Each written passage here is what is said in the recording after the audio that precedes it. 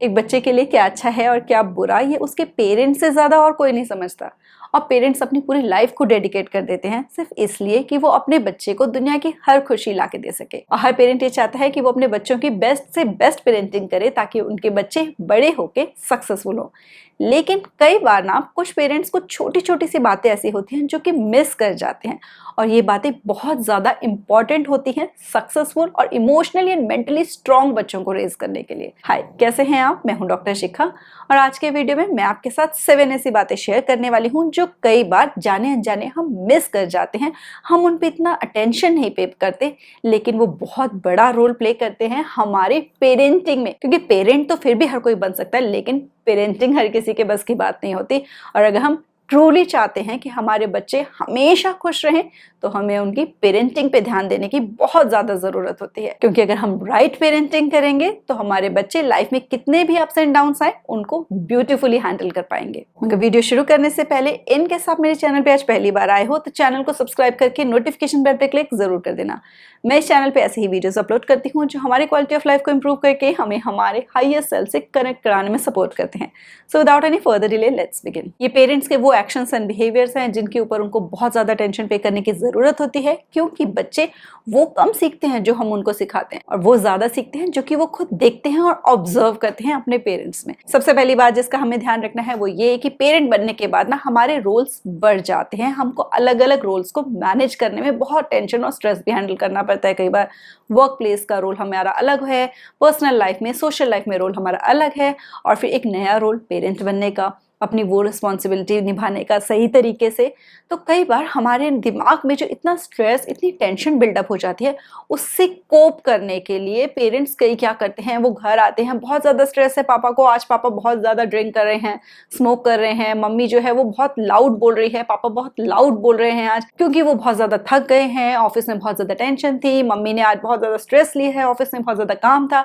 इसलिए वो बहुत ज़्यादा परेशान है, किसी से बात नहीं करेगी, उसको गुस्सा आएगा थोड़ी थोड़ी बातों पर। अब ये क्या होता है कि ये बच्चे ऑब्जर्व करते हैं हमारे बिहेवियर में, और उनको लगता है कि जब भी लाइफ में एक्स्ट्रा स्ट्रेस आए, एक्स्ट्रा प्रेशर आए, तो उससे कोप करने का मैकेनिज्म यही है कि हमें गुस्सा करना है, चिल्लाना है, या फिर अनहेल्दी हैबिट्स की तरफ जाना है, हमें बहुत ज़्यादा ड्रिंक कर लेनी है, स्मोक कर लेनी है। अब हम उनको सिखा नहीं रहे कि बेटा ऐसे जब स्ट्रेस होगा तो आपको ये कोपिंग मैकेनिज्म्स अपनाने हैं, बल्कि हम उनको दिखा रहे हैं प्रैक्टिकल करके कि these are the coping mechanisms. अब बच्चे उसको कैच करेंगे धीरे धीरे। जब वो उस एज में आएंगे जब उनको स्ट्रेस होगा, उनको टेंशन्स होगी, तो वो भी यही कोपिंग मैकेनिज्म्स अडॉप्ट कर लेंगे जो कि अनहेल्दी हैं, पेरेंट के लिए भी, चाइल्ड के लिए भी। तो हमको इस चीज को ध्यान में रखना है कि हम हेल्दी कोपिंग मैकेनिज्म्स अपनाएं। जैसे जब बहुत ज्यादा स्ट्रेस हो तो हम अपने बच्चों से बोल सकते हैं कि बेटा आज मैं बहुत ज्यादा थक गई हूँ, इसलिए मैं 15 मिनट्स मेडिटेट करके आती हूँ ताकि मेरा माइंड थोड़ा रिलैक्स हो सके, मैं फिर आके सबसे बात करूंगी। या फिर आज मैं बहुत ज्यादा थक गई, बहुत ज्यादा टेंशन हो रही थी मुझे, तो चलो आज कुछ अच्छा सा हेल्दी खाते हैं, कोई मूवी देखते हैं, कुछ गेम खेलते हैं, चलो बाहर नेचर वॉक करके आते हैं। तो जब हम ये हेल्दी कोपिंग मैकेनिज्म्स खुद फॉलो कर रहे होंगे, खुद अडॉप्ट करेंगे, तो बच्चे भी वही चीज सीखेंगे, और फ्यूचर में जब उनके ऊपर ये सारी सिचुएशंस आएंगी, उनके साथ ये सब स्ट्रेस वगैरह आएगा, तो वो भी वही चीजें कॉपी करेंगे, वही चीजें फॉलो करेंगे। यानी हम उनको इनडायरेक्टली हेल्दी तरीके से स्ट्रेस को कोप करने के मैकेनिज्म्स क्या होते हैं वो सिखा देंगे, जिसमें कि हमें कोई एफर्ट भी नहीं करना पड़ेगा। तो पहली बात तो हमें ये ध्यान में रखनी है कि हमको अनहेल्दी कोपिंग मैकेनिज्म्स बिल्कुल नहीं अपनाने। दूसरी बात जो हमको ध्यान में रखनी है वो मोस्टली इंडियन पेरेंट्स को ध्यान में रखनी होती है, वो ये कि इंडियन पेरेंट्स को क्या लगता है, बच्चे बैठे हैं, हाथ मत पकड़ो, बच्चे देख रहे हैं, हग मत करो, बच्चे देख रहे हैं, आई लव यू एक दूसरे को मत बोलो, बच्चे सुन रहे हैं। अब क्या है कि हम कितना प्यार करते हैं एक दूसरे से, पेरेंट्स कितना प्यार कर रहे हैं एक दूसरे से, उनका कैसा रिश्ता है प्यार का, वो बच्चों तक मैसेज नहीं पहुंचता। लेकिन जब उनको लड़ना होता है या फिर कोई आर्ग्यूमेंट करना होता है तो वो बच्चों के सामने खुलेआम लड़ते हैं, जोर जोर से लड़ लेते हैं, एक दूसरे को गुस्सा भी कर लेते हैं, एक दूसरे को ताने भी मार लेते हैं। अब बच्चों के पास क्या सिग्नल गया कि जो मेरे पेरेंट्स हैं उनके आपस में बिल्कुल नहीं बनती, जब देखो झगड़ा करते रहते हैं। अब ऐसे में क्या होता है कि जब बच्चे विटनेस करते हैं ना उनके पेरेंट्स के कॉन्स्टेंट कॉन्फ्लिक्ट्स को, उनके झगड़ों को, को, तो वो इमोशनली अंदर से वीक होना शुरू हो जाते हैं, क्योंकि उनके जो पेरेंट्स होते हैं वो उनकी नींव होते हैं और वो नींव ही उनको हिली हुई लगने लग जाती है। जब वो नींव उनको स्ट्रांग दिखेगी ना कि उनके पेरेंट्स में प्यार का रिश्ता है, बहुत स्ट्रांग रिश्ता है, तो वो नींव उनकी और ज्यादा मजबूत होती है, क्योंकि उनके सेफ प्लेस होते हैं पेरेंट्स। तो उनको अपना प्यार क्या है एक दूसरे के लिए वो शो करना है। तो पेरेंट्स को बच्चों की तो वो प्रेज करते ही करते हैं, आपस में एक दूसरे की भी, मदर को फादर की, फादर को मदर की प्रेज करनी चाहिए बच्चों के सामने। ये बताना चाहिए कि वो एक दूसरे से कितना प्यार करते हैं, ताकि बच्चों को अपने पेरेंट्स को लेकर हेल्दी और अच्छे वाले इमोशंस फील हो। क्योंकि बहुत बार ऐसा होता है कि जब बच्चे की अपब्रिंगिंग ऐसे एनवायरनमेंट में होती है जहाँ पेरेंट्स हमेशा आपस में लड़ते झगड़ते रहते हैं, एक दूसरे से उनकी बनती नहीं, ऐसा उनके माइंड में मैसेज गया होता है,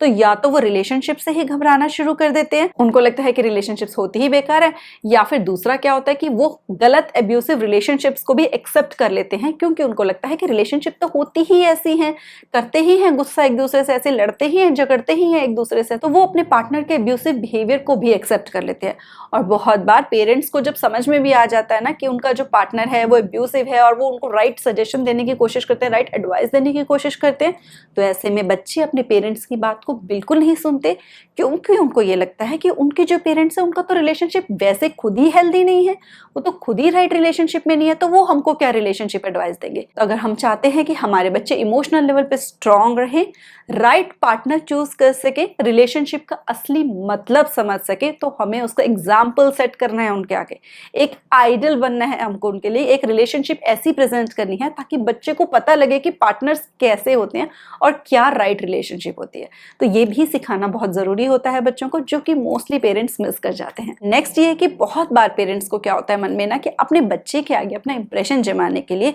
या ये प्रूव करने के लिए कि वो दूसरे पेरेंट से कितने ज्यादा बेटर है, अपने बच्चे के सामने ना दूसरे पेरेंट की बुराई करते रहते हैं कि देखो वो ऐसे हैं, वो ये नहीं करते, तुम्हारे पापा ऐसे नहीं बात करते, तुम्हारे पापा यहाँ नहीं लेके जाते, या फादर करता रहेगा मदर के बारे में बात कि देखो तुम्हारी मम्मा कैसी है, कैसे बोलती है, कैसे चलती है, वॉट एवर, मतलब कुछ भी बुराई करते रहते हैं अपने बच्चे के सामने, जस्ट ये प्रूव करने के लिए कि देखो मैं ज्यादा अच्छा हूँ, मम्मी ज्यादा अच्छी है पापा से, या पापा ज्यादा अच्छे हैं मम्मी से। अब इससे क्या होता है, हम बच्चे को ये सोच रहे हैं कि बच्चा इंप्रेस होगा और हमें ज्यादा अच्छा समझने लगेगा, जबकि ऐसा करके भी हम अपने बच्चे को इमोशनल लेवल पर वीक कर रहे होते हैं। क्योंकि बच्चे की लाइफ में जो उसके पेरेंट्स का रोल है ना, सपोज करो कि जो लाइफ है वो उसकी साइकिल है, और जो पेरेंट्स है ना दोनों साइकिल के दो पहिए होते हैं। अब अगर फादर कहता है कि जो मदर है वो तो बेकार है और मैं ज्यादा अच्छा हूं, तो यानी जो मदर वाला पहिया है वो उसको लगेगा कि ये तो पंचर है, ये तो बेकार है, यानी उसकी लाइफ लड़खड़ानी शुरू हो जाएगी ना, जो उसकी इमोशनल हेल्थ है वो लड़खड़ानी शुरू हो जाएगी। भाई अगर मदर कहती है कि फादर बुरे हैं, तो क्या हुआ कि जो फादर वाला पहिया है उसको वो वीक लगना शुरू हो जाएगा, दोनों ही केसेस में उसकी इमोशनल हेल्थ डगमगानी शुरू हो जाएगी। तो ये ध्यान में रखना है कि जो हमारे आपसी क्लैशेस हैं उनको हम आपस में रिजॉल्व करेंगे, बच्चों तक नहीं लेकर जाएंगे, क्योंकि बच्चों का इतना मैच्योरिटी लेवल नहीं होता कि वो समझ सके कि जो बात हो रही है वो डिफरेंट है, और जो मेरे पेरेंट हैं वो उससे थोड़ा सा लगे, सिर्फ एक बात उनके बारे में ये की जा रही है, वो पूरी पर्सनालिटी को उसके अकॉर्डिंगली जज कर लेते हैं। तो यानी कि जब ऐसा होगा ना कि जब उसे पता चलेगा कि मेरे एक पेरेंट जो है वो अच्छा नहीं है, दूसरा ही एक ही अच्छा है,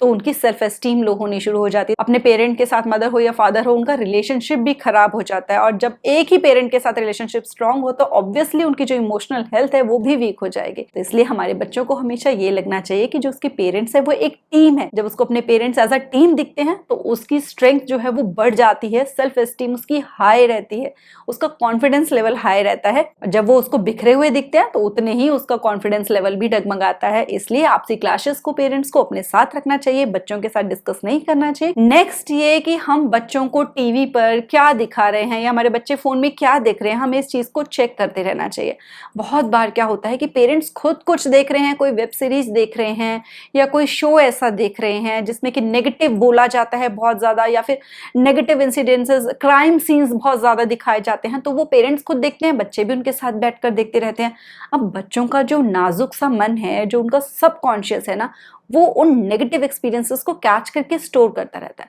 हमें लगता है कि कोई फर्क नहीं पड़ रहा, लेकिन बच्चों की मेंटल हेल्थ उससे वीक होती रहती है जितनी उनके माइंड में नेगेटिव इंफॉर्मेशन जाती चली जाती है। तो हमें इसलिए ध्यान में रखना है कि हम क्या देख रहे हैं बच्चों के सामने, और बच्चे हमारे साथ बैठकर क्या देख रहे हैं। कोई ऐसा रियलिटी शो तो नहीं देख रहे जिसमें सब आपस में एक दूसरे से लड़ने में ही लगे रहते हैं, जबरदस्ती दूसरों की इंसल्ट करते हैं, बहुत ज्यादा एब्यूसिव लैंग्वेज यूज करते हैं। ये सब अगर वो बच्चे देखेंगे तो धीरे धीरे उनके अंदर भी वही सारी चीजें डेवलप होनी शुरू हो जाएंगी, वही हैबिट्स वो भी फॉलो करनी शुरू करेंगे, वैसे ही वो बनते चले जाएंगे, जो कि उनकी मेंटल हेल्थ को भी नुकसान पहुंचाएगी। तो इसलिए एज अ पेरेंट हमारी रिस्पॉन्सिबिलिटी बहुत ज्यादा बढ़ जाती है कि हम बच्चों को क्या दिखा रहे हैं और हम बच्चों के साथ बैठकर क्या देख रहे हैं, उस पर हम बहुत ज्यादा अटेंशन पे करें। गलती से भी कोई भी नेगेटिव बात हमारे बच्चे के सबकॉन्शियस माइंड तक नहीं पहुंचनी चाहिए, जो कि उसको आज हमें शायद ना पता चले बट लॉन्ग टर्म में उसकी मेंटल हेल्थ को बहुत ज्यादा हार्म पहुंचा सकती है। नेक्स्ट, एज अ पेरेंट हमें बहुत लगता है कि जब हमारे बच्चे हमारा कहना नहीं मान रहे हों या फिर हम बहुत परेशान हों, तो बहुत सारे पेरेंट्स के पास एक ही तरीका होता है कि वो बच्चे को एक थप्पड़ लगा देते हैं और लगता है कि ये सबसे ईजी तरीका है। ये हमको ईजी तरीका चाहे लग रहा हो, लेकिन वो हमारे बच्चे के माइंड पे ना बहुत गहरी चोट पहुंचाता है। चाहे हमें ये लग रहा हो कि बच्चे को कोई फर्क नहीं पड़ता एक थप्पड़ खाने से, और एज अ पेरेंट तो हम थप्पड़ मार ही सकते हैं, हमारा हक बनता है। ये बहुत गलत सोच होती है, क्योंकि फिजिकल एब्यूज ही होता है। अगर आप किसी को मार रहे हो, गली में जाते किसी को थप्पड़ मार कर देखो, ना वो आपकी कंप्लेन कर दे, ना वो उल्टा आपको मारना पीटना शुरू कर दे। लेकिन बच्चे छोटे हैं, कमजोर हैं, हमारे ऊपर डिपेंडेंट है, इसका मतलब ये नहीं कि हमको ये हक मिल जाता है कि हमको उनको मार पीट सकते हैं, उनको किसी भी तरीके से पनिश कर सकते हैं, यानी फिजिकल वायलेंस कर सकते हैं हम उनके साथ। बिल्कुल नहीं कर सकते। कई कंट्रीज में तो बहुत स्ट्रिक्ट लीगल एक्शंस लिए जाते हैं पेरेंट्स के अगेंस्ट अगर वो इस तरह की फिजिकल वायलेंस करते हैं बच्चे के अगेंस्ट। तो अगर पेरेंट्स को गुस्सा आ रहा है तो ये पेरेंट्स को आइडेंटिफाई करना है कि उस गुस्से को वो कैसे मैनेज करे। ये पेरेंट्स को आइडेंटिफाई करना है कि अगर बच्चा उनका बात नहीं मान रहा है, उनकी बात को नहीं समझ पा रहा है, तो वो किस तरीके से, क्या लॉजिक दे, क्या फैक्टर, किस तरीके से अपने बच्चे को समझाए। अगर वो मार पीट के अपनी बातों को समझा रहे हैं तो फ्यूचर में ऐसे बच्चे झूठ भी बोलेंगे आपसे, जिससे कि हो सकता है कि वो बहुत बड़ी मुसीबत में फंस जाए। या फिर ये भी हो सकता है कि जब हमारा बच्चा घर से बाहर निकले या फिर आगे अपनी लाइफ में जब बढ़े, तो वो फिजिकल वायलेंस को नॉर्मल कंसीडर करना शुरू कर दे, लोगों के इस तरीके के बिहेवियर को, एब्यूसिव बिहेवियर को भी नॉर्मल कंसीडर करना शुरू कर दे, दब्बू टाइप बच्चा बन जाए वो, तो भी हमें देखकर दुख होगा ना। और कई बार चांसेस ये भी होते हैं कि जो बच्चे फेस करते हैं ना इस तरीके का अब्यूसिव बिहेवियर बचपन में अपने साथ, फिजिकल वायलेंस को, तो वो भी वही सारी चीजें फॉलो करना शुरू कर देते हैं। बाहर निकल के वही बच्चों को मार रहे होते हैं, पीट रहे होते हैं, क्रिमिनल टेंडेंसीज उनके अंदर बिल्ड होनी शुरू हो जाती हैं। तो एज अ पेरेंट हमारी बहुत बड़ी रिस्पॉन्सिबिलिटी बनती है कि हम ये शॉर्टकट ना अपनाएं फिजिकल वायलेंस वाला, क्योंकि उसके हमारे बच्चे के माइंड के ऊपर लॉन्ग टर्म में बहुत नेगेटिव इंपैक्ट होता है। नेक्स्ट ये कि देखो, एज अ पेरेंट हम बच्चों को चाहते हैं कि हम जितनी हो सके अच्छी आदतें सिखाएं। उसके लिए हम कई रूल्स भी बनाते हैं, डिसिप्लिन फॉलो करवाना चाहते हैं बच्चे को, और डिसिप्लिन फॉलो करवाना जरूरी भी होता है ताकि हमारे बच्चे जो हैं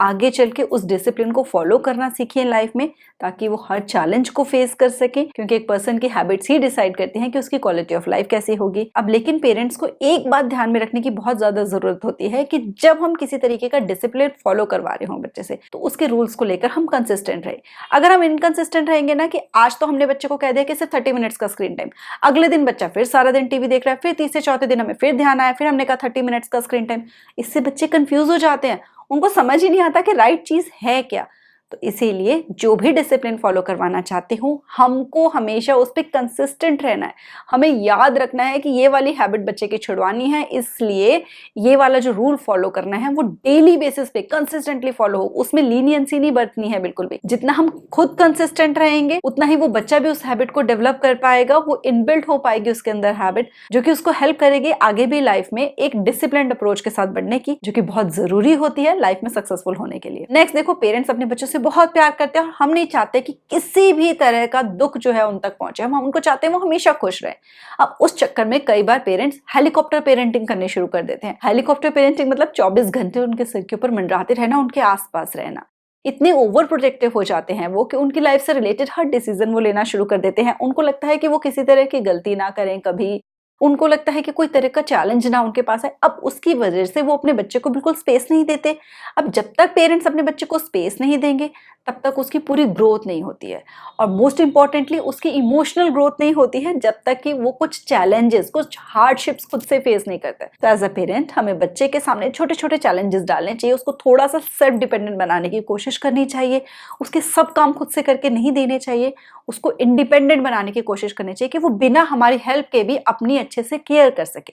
थोड़ा मुश्किल होता है, पेरेंट्स हर कोई ये चाहते हैं कि उनका बच्चा इंडिपेंडेंट बने, लेकिन एक्सेप्ट करना बहुत मुश्किल हो जाता है कि हमारा बच्चा अब इंडिपेंडेंट है और वो उसको हमारी हेल्प की किसी चीज की जरूरत नहीं है। लेकिन बच्चे के कंप्लीट डेवलपमेंट के लिए, उसकी इमोशनल ग्रोथ के लिए भी बहुत जरूरी होता है कि एज अ पेरेंट हम थोड़ा सा बैक स्टेप लें, उसको थोड़ी सी स्पेस दें, लाइफ के चैलेंजेस को उसको फेस करने दें, हम रहें वहां पर उसके साथ एक सपोर्ट सिस्टम की तरह, उसको गाइड करने के लिए स्टेप बाय स्टेप, ताकि उसको जब भी जरूरत पड़े हमारी, हम उसको गाइड कर सकें। लेकिन उसको खुद से भी एक्सप्लोर करने हैं सॉल्यूशन, जो भी चैलेंजेस आएंगे एक्सप्लोर करने की उसकी एबिलिटी तभी बढ़ेगी जब वो बच्चा खुद से उन चैलेंजेस को फेस करेगा और उनसे डील करने की कोशिश करेगा। इसी से उसकी जो स्ट्रेंथ है, इनर स्ट्रेंथ बिल्डअप होगी, जो कि बहुत जरूरी होती है लाइफ के अप्स एंड डाउन्स को ब्यूटीफुली हैंडल करने के लिए और सक्सेसफुल होने के लिए। मैंने जो भी बातें इस वीडियो में शेयर की हैं, अगर आपको वैल्यूएबल लगी हैं तो उनको ज्यादा से ज्यादा पेरेंट्स के साथ शेयर जरूर करना। मिलते हैं नेक्स्ट वीडियो में। Till then stay blessed, stay smiling. नमस्ते।